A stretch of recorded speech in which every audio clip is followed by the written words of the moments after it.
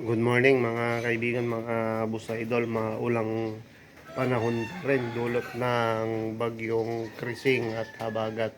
Ayan, kumusta kayong lahat dyan? Sana nasa mabuti tayong kalagayan mga kaibigan, mga busa idol.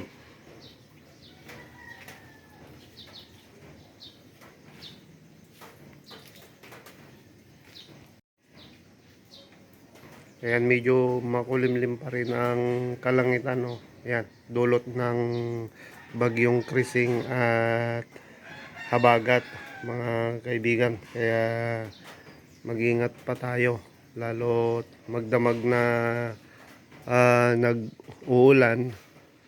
Marami pa ring lugar ang medyo mataas yung tubig. Ayan mga kaibigan, ingat-ingat tayo.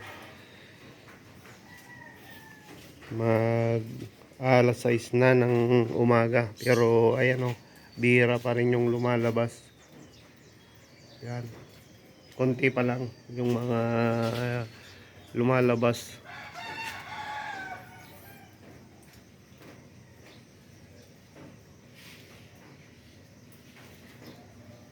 Malamig pa rin kasi yung panahon, so masarap pang matulog.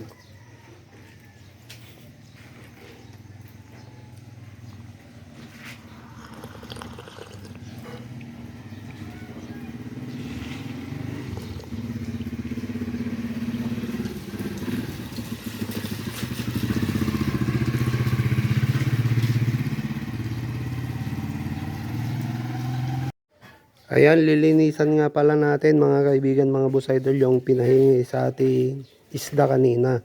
Ayan. At may pangulam tayo mamayang tanghali. Ito yung pinahingi sa atin, oh. Yan, may ilang piraso. Oh, medyo malalaki-laki na rin yan na huli nila sa electric fishing. Kaya shout out sa mga nagbigay sa atin yan, si Danyong at ang kanyang papa. Ayan, thank you ng maraming sa binigay na pang-ulam ngayon. Ayan, at lilinisin lang natin.